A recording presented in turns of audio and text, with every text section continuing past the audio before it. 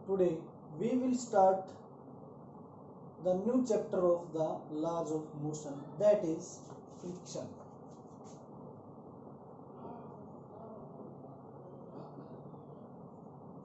Okay, देखो कोई भी बॉल है, कोई भी ऑब्जेक्ट है, जैसे हम बॉल ले लेते हैं। अगर हमने बॉल को पुश करके छोड़ दिया तो वो बॉल कुछ देर जाके आगे वो उसका मोशन जो है वो क्या हो जाएगा, स्टॉप हो जाएगा। इसका मतलब क्या है कि उस बॉल के मोशन को कोई ना कोई अपोज कर रहा है। वो अपने आप स्टॉप नहीं हो रही, उसके मोशन को कोई ना कोई अपोज कर रहा है।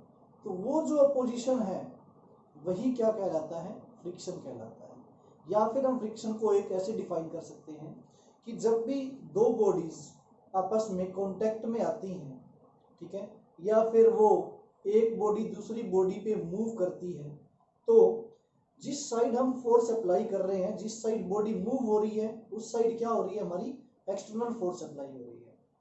ठीक है, कंसीडर करो ये हमारा ग्राउंड है और ये ऑब्जेक्ट है। इस साइड हम इस पे फोर्स अप्लाई कर रहे हैं, एफ एक्सटर्नल, ठीक है, एक्सटर्नल फोर्स अप्लाई कर रहे हैं। तो ये जो सरफेस है, कौन सा सरफेस है, ऑब्जेक्ट का सरफेस और ग्राउंड का सरफेस, यहाँ पे इस साइड फ्रिक्शनल फोर्स आई, ठीक है, एफ फ्रिक्शन। तो जिस साइड बॉडी मूव कर रही है, जिस साइड हमने फोर्स अप्लाई किया, उसके मोशन का अपोज हो रहा है। अपोज हो रहा है मीन उसकी अपोजिट डायरेक्शन में एक फोर्स लग रही है, जिसको क्या बोलते हैं, फ्रिक्शनल फोर्स बोलते हैं। तो फ्रिक्शनल फोर्स क्या है, when two bodies get rubbed with each other, जब दो बॉडीज को हम रब करते हैं, जैसे हम हैंड्स का एग्जांपल ले लेते हैं। अगर हम हैंड्स को रब कर रहे हैं तो हैंड्स के जो सरफेस है, इसका ये सरफेस और इसका ये सरफेस, इनके सरफेस पे क्या एक्ट कर रहा है, फ्रिक्शन एक्ट कर रहा है। अगर हम इस ऊपर वाले हैंड को रब कर रहे हैं इसकी तरफ, ठीक है, तो हमारा मोशन जो है ऊपर वाले हैंड का वो कहाँ है, इस साइड। फ्रिक्शन का जो मोशन है, फ्रिक्शन जो फोर्स है वो किस साइड एक्ट करेगी, इसकी अपोजिट साइड। तो ये हाथ जो है वो गर्म क्यों होते हैं, आपको पता है, फ्रिक्शन की वजह से। तो जो हमने फोर्स अप्लाई की, जो वर्क डन किया, वो फ्रिक्शनल फोर्स जो है उसको, जो वर्क डन है फ्रिक्शनल फोर्स के द्वारा, वो क्या करता है, हीट में कन्वर्ट हो जाता है, इसलिए ये हमारे हाथ जो है वो गर्म हो जाते हैं। तो फ्रिक्शनल फोर्स क्या है, it is an opposing force. ये किसी भी मोशन का क्या करती है, अपोज करती है। जो फ्रिक्शनल फोर्स है वो क्या है, एक अपोजिंग फोर्स, ठीक है। एक तो क्या है, ये जो एक्सटर्नल फोर्स अप्लाई की है हमने, जिस तरफ मोशन हो रहा है उस मोशन का हमेशा ही क्या करेगी, ये अपोज करेगी, ठीक है। और कैसी डायरेक्शन में एक्ट करेगी, जिस डायरेक्शन में अप्लाइड फोर्स है, जिस डायरेक्शन में मोशन हो रहा है उसकी अपोजिट डायरेक्शन में, ठीक है। और इसकी जो डायरेक्शन है वो क्या है, अपोजिट टू मोशन, जिस साइड भी मोशन हो रहा है उसकी अपोजिट डायरेक्शन में, ठीक है। तो फ्रिक्शनल फोर्स में हम पढ़ेंगे आगे फ्रिक्शनल फोर्सेस के टाइप्स कौन कौन से हैं, ठीक है।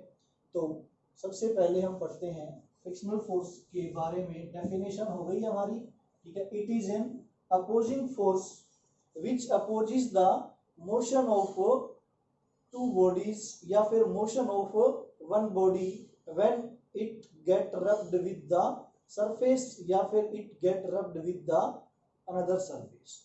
तो ये क्या है आपका फ्रिक्शन, ठीक है, इसकी डेफिनेशन। नाउ हम स्टडी करेंगे फ्रिक्शन के टाइप्स, ठीक है। तो सबसे पहले फ्रिक्शन के टाइप्स डिस्कस करने से पहले हम डिस्कस करेंगे कि जो फ्रिक्शन है उसका कारण क्या है, ठीक है। तो हम डिस्कस करेंगे सबसे पहले कोज ऑफ फ्रिक्शन, कि फ्रिक्शन का ऐसा क्या कारण है जिससे ये फ्रिक्शनल फोर्स जो है वो आ रही है। तो इसके देखो दो कोजेज हैं। फर्स्ट में आता है आपका ओल्ड व्यू ऑफ फ्रिक्शन, ठीक है। फ्रिक्शन का ओल्ड व्यू क्या है, ओल्ड व्यू में सबसे पहले जो फ्रिक्शन आया वो किस वजह से आया, उसका कारण बताया गया इसमें कि कोई भी सरफेस है वो कभी भी एग्जैक्टली स्मूथ नहीं होता। जैसे आपको ये बोर्ड दिख रहा होगा, ये बिल्कुल स्मूथ है, दिखने में बिल्कुल स्मूथ है, आप इसको हैंड से टच करो ये स्मूथ है बिल्कुल, बट कोई भी सरफेस कभी भी 100% स्मूथ नहीं होता, उसमें हमेशा ही क्या होती हैं, इरेगुलरिटीज।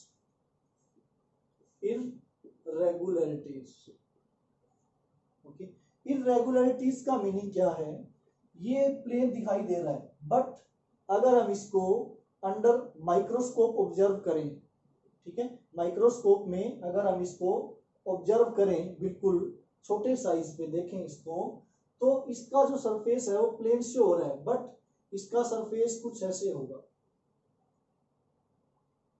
ठीक है। ये ग्राउंड जो है हमारा, ये बोर्ड जो है हमारा, ठीक है, ब्लैक बोर्ड, इसका सरफेस अगर माइक्रोस्कोप में देखें तो ऐसा हमारा रफ सरफेस मिलेगा हमें। रफ सरफेस में ये जो है इसको बोलते हैं इरेगुलरिटी, ठीक है। ये जो ऊपर की साइड ये बम्प बना हुआ है जो, इसको बोलते हैं प्रोजेक्शन। क्या बोलते हैं इसको, प्रोजेक्शन। और ये जो नीचे की साइड गड्ढा बना हुआ है, ठीक है, इसको बोलते हैं डिप्रेशन। तो ये प्रोजेक्शन है, डिप्रेशन है, प्रोजेक्शन डिप्रेशन। तो सरफेस जो है वो किस फॉर्म में होता है, ऑलवेज प्रोजेक्शन और डिप्रेशन की फॉर्म में होता है। अब कोई भी बॉडी हम इसके ऊपर रख देते हैं, जैसे हमने ये बॉडी रखी और मोशन कर रहे हैं, तो इसमें फ्रिक्शन हो रहा है। क्यों हो रहा है, क्योंकि ये जो बॉडी है ये भी क्या है आपकी एक्स्ट्रा स्मूथ होगी, बट ये क्या है, सरफेस जो है इसका रफ होगा। अगर ऑब्जर्व करें माइक्रोस्कोप में, इसमें भी क्या आएंगी आपकी इरेगुलरिटीज आएंगी, इसमें भी प्रोजेक्शन होंगे और इसमें भी डिप्रेशन होंगे मार्कर में।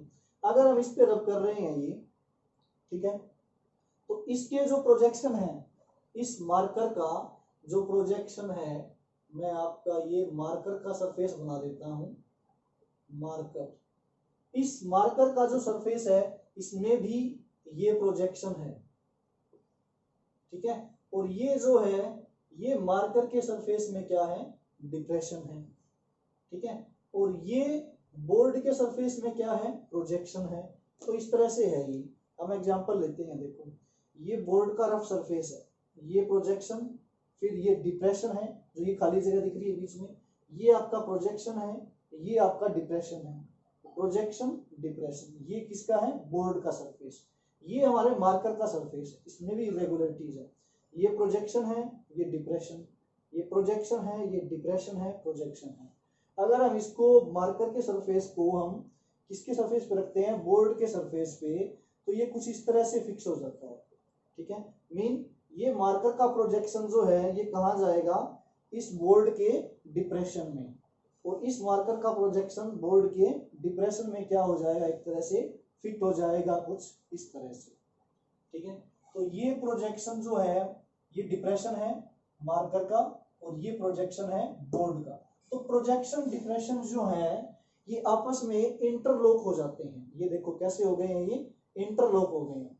तो ये प्रोजेक्शन डिप्रेशन आपस में इंटरलॉक हो गए, तो जैसे ही हम इनको मूव करने की कोशिश करते हैं, जैसे ही हम इस पे फोर्स अप्लाई करते हैं F, ठीक है, तो ये जो बोर्ड का प्रोजेक्शन है, ये मार्कर का प्रोजेक्शन है, ये इसको तोड़ के आगे निकलेगा, ठीक है, ये इसको ब्रेक करके आगे की तरफ मूव करेगा। तो इस ब्रेक करने में जो फोर्स हमारी अप्लाई हो रही है एक्स्ट्रा, ठीक है, उसी फोर्स को हम बोलते हैं फ्रिक्शनल फोर्स। जितनी फोर्स हमें इसको ब्रेक करने के लिए चाहिए, वही फोर्स क्या है हमारी, मेजर करती है फ्रिक्शनल फोर्स को।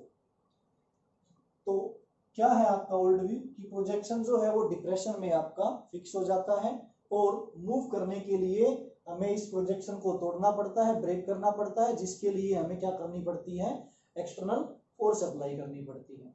जितनी फोर्स हम अप्लाई करते हैं इसको ब्रेक करने के लिए, वही क्या होती है, हमारी फ्रिक्शनल फोर्स की वैल्यू होती है। नाउ इसकी कुछ लिमिटेशंस हैं, ठीक है। फर्स्ट लिमिटेशन क्या है आपकी, ओल्ड व्यू की लिमिटेशन, फर्स्ट लिमिटेशन क्या है, देखो जितना बड़ा सरफेस होगा, जैसे हमारे पास ये एक मार्कर है, अगर हमारे पास ये दो मार्कर होते और इस बोर्ड पे होते तो इसका फ्रिक्शन ज्यादा होता। तो जितना बड़ा सरफेस होगा, ठीक है, जितना बड़ा सरफेस होगा, जैसे एक तो मैं फिंगर को इस पे मूव कर रहा हूँ और एक पूरे हैंड को इस पे मूव कर रहा हूँ, तो फ्रिक्शन किस में ज्यादा है, पूरे हैंड में। मतलब जितना बड़ा सरफेस होगा, सरफेस का मीन एरिया ऑफ कॉन्टेक्ट, जितना कॉन्टेक्ट का एरिया है, ठीक है, ये एरिया ज्यादा है, इस उंगली में एक एरिया जो है वो कम है, तो ये इजिली मूव कर रही है। तो एरिया ऑफ कॉन्टेक्ट, ठीक है, इस पे वैसे जो फ्रिक्शन है वो एरिया ऑफ कॉन्टेक्ट पे इंडिपेंडेंट होता है, बट इसने ये नहीं बताया कि एरिया ऑफ कॉन्टेक्ट पे फ्रिक्शन जो है वो क्या है, इंडिपेंडेंट, ठीक है, इसने नहीं बताया कि जैसे ही हम एरिया इंक्रीज करते हैं फ्रिक्शन इंक्रीज हो जाता है, बट फ्रिक्शन जो होता है वो एरिया ऑफ कॉन्टेक्ट पे इंडिपेंडेंट होता है। वो हम आगे मॉडर्न व्यू में प्रूव करेंगे कैसे होता है। इसने कुछ नहीं बताया कि हम अगर हम एरिया ऑफ कॉन्टेक्ट इंक्रीज कर दें तो फ्रिक्शन इंक्रीज होता है, बट क्यों होता है इसने नहीं बताया, ठीक है। तो सेकेंड लिमिटेशन क्या है इसकी, एक तो ये एरिया ऑफ कॉन्टेक्ट पे डिपेंड नहीं करता, ठीक है, और सेकेंड लिमिटेशन इसने बताया नहीं। सेकेंड लिमिटेशन क्या है, when surface is made extra smooth, जब सरफेस को एक्स्ट्रा स्मूथ कर दें, मीन इस बोर्ड के सरफेस को भी हम पॉलिश करके, रब करके, बिल्कुल बिल्कुल जो है जैसे मिरर होता है बिल्कुल एक्स्ट्रा स्मूथ कर देते हैं, और इसके ऊपर जो भी ऑब्जेक्ट हम रखते हैं, कंसीडर करो ये हमारा हैंड है, इसको भी हम एक्स्ट्रा स्मूथ कर लेते हैं। तो जब सरफेस दोनों एक्स्ट्रा स्मूथ हो जाएंगे तो एक बॉडी दूसरी बॉडी पे इजीली मूव करनी चाहिए, बट जब दोनों को ही एक्स्ट्रा स्मूथ कर देंगे तो फ्रिक्शन जो है वो इंक्रीज हो जाता है, फ्रिक्शन इंक्रीजेस। मीन इसमें अगर हम देखें एक्स्ट्रा स्मूथ करने का मतलब है इसकी प्रोजेक्शंस डिप्रेशंस जो हैं उनका लेवल कम हो जाता है, ठीक है, टूट जाती है वो। स्मूथ करने पे ये सरफेस क्या हो जाएगा, बिल्कुल ऐसे प्लेन सा हो जाएगा, ठीक है, नीचे वाला सरफेस ऊपर वाला सरफेस भी ऐसे हो जाएगा। तो जब सरफेस को एक्स्ट्रा स्मूथ कर दिया तो फ्रिक्शन जो है वो रिड्यूस होना चाहिए, बट जैसे ही सरफेस को एक्स्ट्रा स्मूथ करते हैं फ्रिक्शन जो है वो इंक्रीज होता है, तो वो इसने एक्सप्लेन नहीं किया। तो फिर उसके बाद आया मॉडर्न व्यू, ठीक है, सेकंड क्या आया फिर, मॉडर्न व्यू। मॉडर्न व्यू ने ये दोनों कॉन्सेप्ट्स जो हैं वो अच्छे से एक्सप्लेन किए। फर्स्ट कॉन्सेप्ट कि एरिया ऑफ कॉन्टेक्ट पे इंडिपेंडेंट होता है, ठीक है, अभी एक्सप्लेन करेंगे एरिया ऑफ कॉन्टेक्ट पे कैसे इंडिपेंडेंट। देखो सबसे पहला पॉइंट ये एक्सप्लेन्ड, ठीक है, कैसे इंडिपेंडेंट है। इसने बोला मॉडर्न व्यू में, इसने तो प्रोजेक्शन डिप्रेशन का बोला, बट इसने क्या बोला मॉडर्न व्यू में कि कोई भी सब्सटेंस है, कोई भी चीज है, वो किससे मिलके बनी होती है, एटम और मॉलिक्यूल से, ठीक है। ये मैटर है, कोई भी चीज है वो हमारे पास क्या है, मैटर है, ठीक है। तो मैटर में क्या होते हैं, कोई भी मैटर है वो कोई भी चीज है, सॉलिड लिक्विड गैस, किससे मिलके बनी है, एटम्स और मॉलिक्यूल्स से। तो जो फोर्स होती है, force of attraction between atoms and molecules, atoms और मॉलिक्यूल्स के बीच में जो फोर्स ऑफ अट्रैक्शन होती है उनकी वजह से फ्रिक्शन आता है। इसने प्रोजेक्शन डिप्रेशन की वजह से बोला, इसने बोला कि एटम्स और मॉलिक्यूल्स जो है उनके बीच में जो फोर्स लगती है उनकी वजह से फ्रिक्शन आता है। अब ये फोर्स भी दो तरह की होती है, ठीक है। फर्स्ट तो है कोहेजिव फोर्स या कोहेजन फोर्स, हम इसको बोल देते हैं कोहेजन। सेकंड है एडहेसिव फोर्स, या हम बोल देते हैं इसको एडहेसिव फोर्स, ठीक है, फोर्स ऑफ एडहेजन या फोर्स ऑफ एडहेशन या एडहेसिव फोर्स। ये आपने देखा होगा एडहेजन एडहेसिव, ये लिखा होगा आपने, देखा होगा कहीं भी फेविक्विक पे, फेविकोल पे, कहीं भी फेविक्विक या फेविकोल कोई भी चीज होती है ऐसी जो जो दो चीजों को चिपका देती है, उस पे लिखा होता है एडहेसिव, उस पे राइट होता है एडहेसिव, एडहेजन। ठीक है, उसका मीनिंग क्या होता है, एडहेसिव फोर्स क्या होती है, एक सरफेस को दूसरे से चिपकाती है। ठीक है, तो एक सरफेस के एटम्स मॉलिक्यूल अलग हैं, दूसरे सरफेस के एटम मॉलिक्यूल्स जो है वो क्या है आपके अलग हैं। तो जब फोर्स लगती है दो सरफेसेस के बीच में और दोनों के ही एटम्स मॉलिक्यूल्स जो है वो क्या हो, अलग अलग हो, तो उनके बीच जो फोर्स होती है वो होती है एडहेसिव फोर्स। ठीक है, कोहेसिव फोर्स क्या होती है, फोर्स बिटवीन सेम मॉलिक्यूल्स, ये क्या है, force between different molecules, force between different molecules, और इसमें सेम मॉलिक्यूल्स। सेम मॉलिक्यूल्स का मीनिंग क्या है, जैसे अगर ये बोर्ड है हमारे पास, ठीक है, इस बोर्ड पे हमने इस बोर्ड का ही टुकड़ा रख दिया, एक बोर्ड का ही टुकड़ा रख दिया, तो क्या वो बोर्ड का टुकड़ा इस बोर्ड से चिपक जाएगा, नहीं। ठीक है, तो क्यों नहीं चिपकेगा, क्योंकि उसमें कौन सी फोर्स है, कोहेसिव फोर्स। जो एटम्स मॉलिक्यूल्स इसमें है वही बोर्ड के टुकड़े में है, तो दोनों के एटम्स मॉलिक्यूल्स क्या है, सेम है, तो उनमें जो फोर्स होती है वो वीक होती है, जिसको कोहेसिव फोर्स बोलते हैं। कोहेसिव फोर्स एडहेसिव से वीक फोर्स है।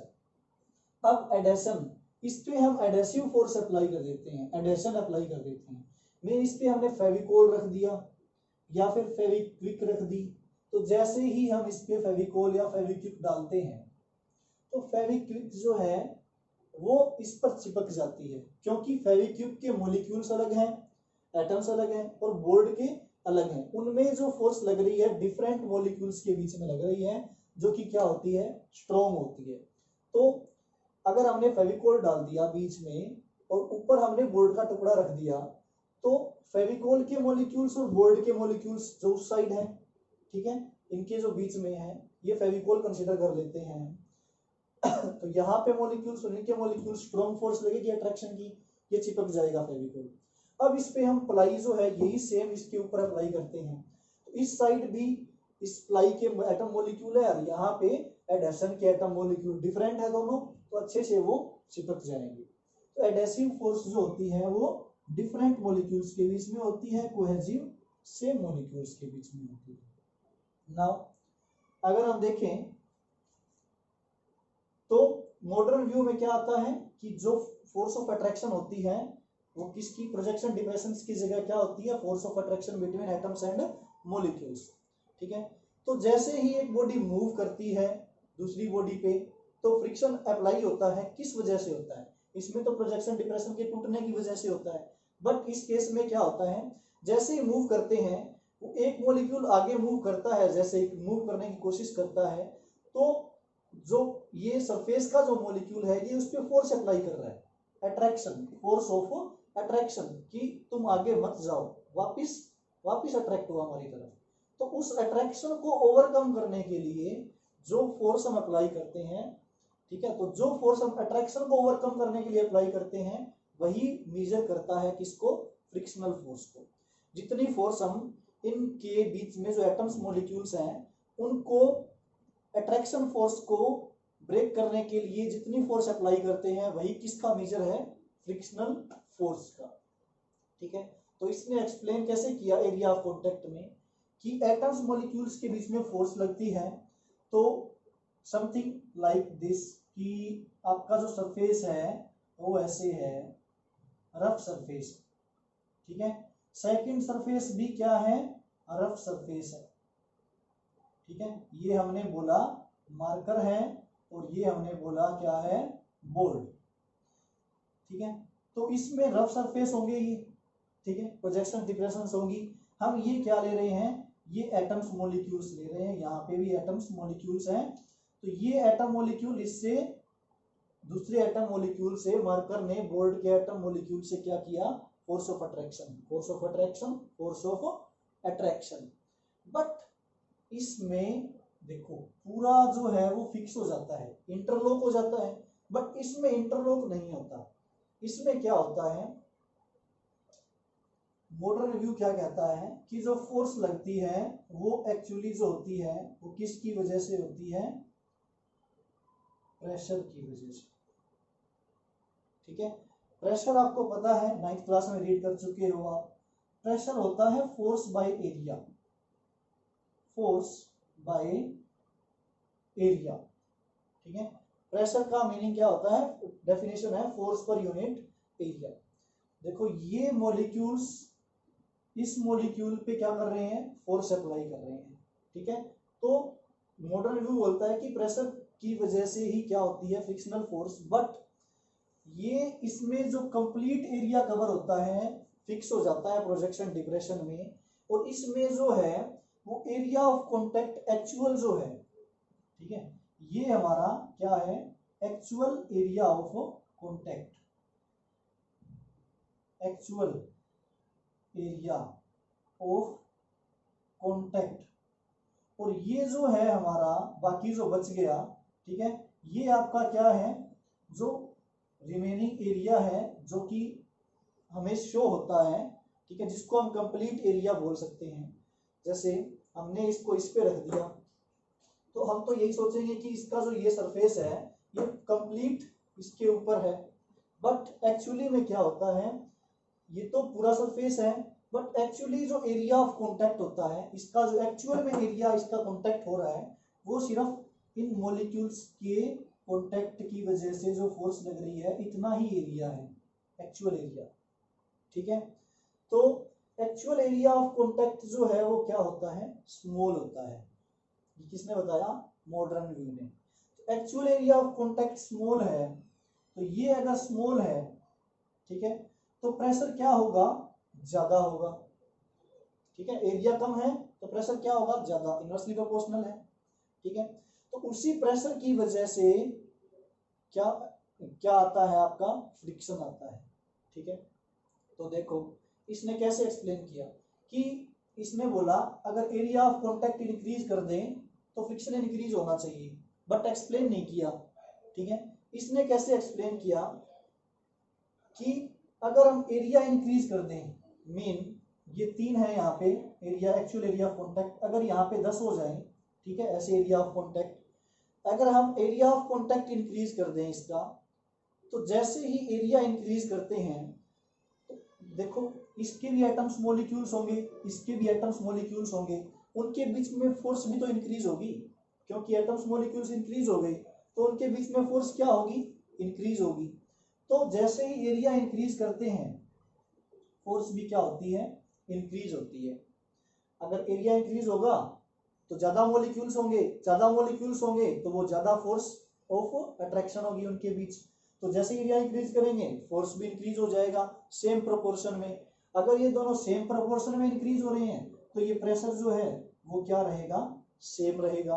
अगर प्रेशर सेम रहेगा तो इसका मतलब कितना भी एरिया ऑफ कॉन्टैक्ट हो, ठीक है, ये एरिया ऑफ कॉन्टैक्ट हो इतना हो तो भी प्रेशर क्या रहेगा, सेम रहेगा। वो हम आगे डिस्कस करेंगे एक और एप्लीकेशन में, लिमिटिंग फ्रिक्शन के जो आएंगे आपके लास्ट, उसमें इसको पूरी तरह से एक्सप्लेन करेंगे कैसे होता है। तो फिलहाल के लिए ये कि जैसे एरिया इंक्रीज करेंगे, ठीक है, जैसे एरिया इंक्रीज करेंगे फोर्स जो है, ऐसे एरिया इंक्रीज किया हमने इस सरफेस पे, तो जैसे एरिया इंक्रीज किया एटम्स मॉलिक्यूल्स भी इंक्रीज हो गए क्योंकि दूसरे एरिया में एटम मॉलिक्यूल होंगे, तो फोर्स भी क्या हो जाती है, इंक्रीज उसी प्रोपोर्शन में, तो ये फोर्स भी इंक्रीज हो जाती है। तो प्रेशर जो है वो क्या रहता है, सेम। तो एरिया ऑफ कांटेक्ट पे फ्रिक्शन डिपेंड नहीं करता। एक्सप्लेन किया इसने कि फ्रिक्शन जो है वो एरिया ऑफ कांटेक्ट पे डिपेंड नहीं करता। ठीक है, 1 सेकेंड।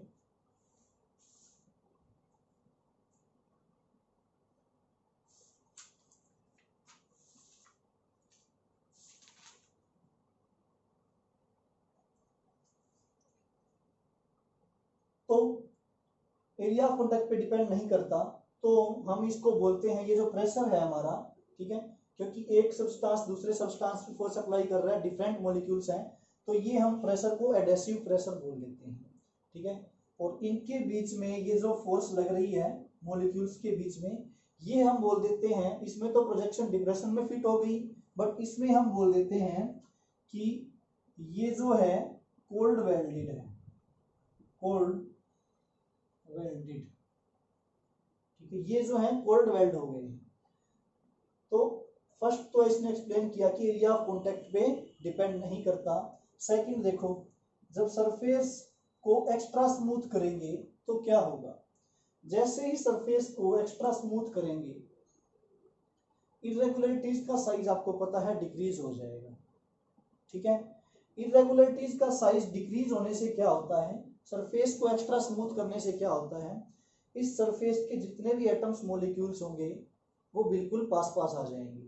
इस सरफेस के भी एक्स्ट्रा स्मूथ होने से एटम्स मॉलिक्यूल्स क्या होंगे, बिल्कुल पास पास आ जाएंगे। तो जब एटम्स मॉलिक्यूल्स के बीच में गैप कम हो जाएगा, एक्स्ट्रा स्मूथ करने का मतलब क्या है, सरफेस को जैसे जैसे स्मूथ करेंगे उनके एटम्स मॉलिक्यूल्स जो होते हैं उनके बीच में गैप क्या हो जाता है, बिल्कुल कम हो जाता है। तो गैप कम होने की वजह से, ठीक है, गैप कम होने की वजह से उनमें क्या होता है, फोर्स ऑफ अट्रैक्शन इंक्रीज हो जाती है, क्योंकि दूर दूर मॉलिक्यूल्स होंगे, ठीक है, तो उनमें फोर्स ऑफ अट्रैक्शन क्या होगी, वीक।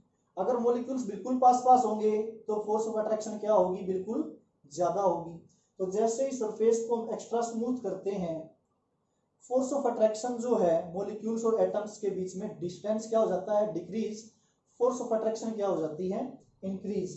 तो जैसे ही इस फॉर्मूले में हम देखें एडहेसिव प्रेशर इसको बोलते हैं, एडहेसिव प्रेशर, फोर्स इंक्रीज हो जाएगी। तो इन फोर्स इंक्रीज होने से आपका क्या हो जाएगा, प्रेशर इंक्रीज हो जाएगा, क्योंकि जितनी ज्यादा फोर्स होगी उतना ज्यादा क्या होगा, प्रेशर होगा। तो प्रेशर इंक्रीज हो जाएगा, एडहेसिव प्रेशर इंक्रीज हो जाएगा। इसका मीनिंग क्या है, उनमें फोर्स ऑफ अट्रैक्शन बहुत ज्यादा इंक्रीज हो जाएगी और हमें जो फोर्स लगानी पड़ेगी वो ज्यादा लगानी पड़ेगी, क्योंकि हमें फ्रिक्शन को क्या करना है, ओवरकम। जितनी एक्स्ट्रा फोर्स लगाएंगे वही फ्रिक्शन को क्या करेगा, मेजर करेगा। तो एडहेसिव प्रेशर इंक्रीज हो जाएगा, इसका मतलब फ्रिक्शन क्या हो गया आपका, इंक्रीज हो गया। जब सरफेस को क्या करेंगे, extra smooth, molecules pass pass, force of attraction increase, adhesive pressure increase, pressure increase हो जाएगा तो वो कोल्ड वेल्डेड क्या हो जाएंगे, ज्यादा, ये एक दूसरे से ज्यादा स्ट्रांगली अट्रैक्ट करेंगे और फ्रिक्शन का फोर्स जो है वो इंक्रीज हो जाएगा, क्योंकि हमें इसको मूव करने के लिए ज्यादा फोर्स अप्लाई करनी पड़ेगी।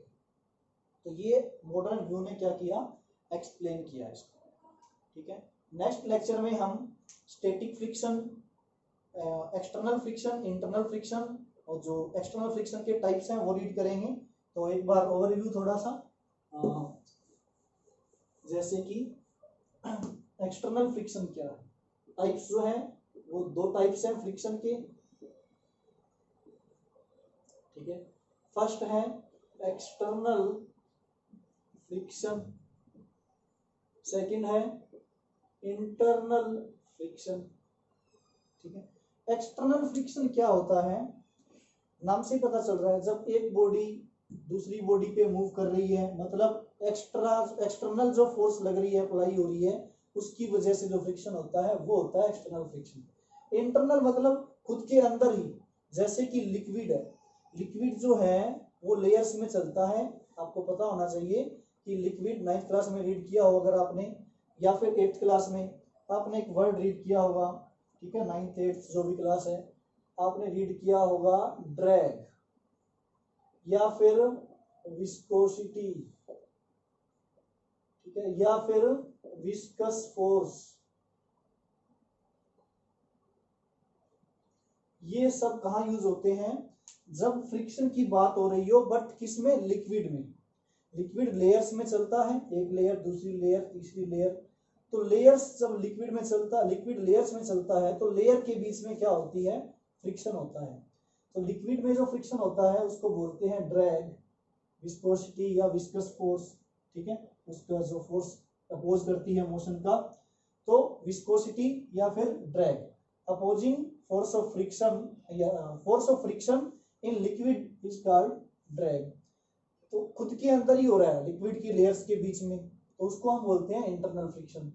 अब एक्सटर्नल क्या है, बाहर से कोई भी फोर्स अप्लाई कर रहे हैं, ठीक है। तो ये एक्सटर्नल फ्रिक्शन हम टाइप्स पढ़ेंगे, इसके कोई टाइप्स नहीं है। इसके टाइप्स जो है, फर्स्ट वो है स्टैटिक, यहाँ राइट कर देता है, स्टैटिक, सेकंड जो है हमारा वो है लिमिटिंग, थर्ड जो है हमारा वो है काइनेटिक। काइनेटिक में दो आते हैं, ठीक है, एक आता है स्लाइडिंग और एक आता है रोलिंग, ठीक है। तो ओवरव्यू बता देते हैं थोड़ा सा। स्टैटिक मीन रेस्ट में, जब एक बॉडी रेस्ट में है तब फ्रिक्शन की बात करेंगे। लिमिटिंग मतलब एक लिमिट होगी उस फ्रिक्शन की। काइनेटिक में मतलब जब बॉडी मूव कर रही हो। काइनेटिक फ्रिक्शन को हम डायनामिक फ्रिक्शन भी बोल सकते हैं, क्योंकि डायनामिक्स का मतलब क्या होता है, जब हम किसी चीज की स्टडी करते हैं जब वो मोशन में हो तो डायनामिक फ्रिक्शन इसके दो टाइप्स हैं, एक तो जब बॉडी स्लाइड कर रही हो और एक जब बॉडी रोल कर रही हो। तो हम इसको एक्सप्लेन करेंगे।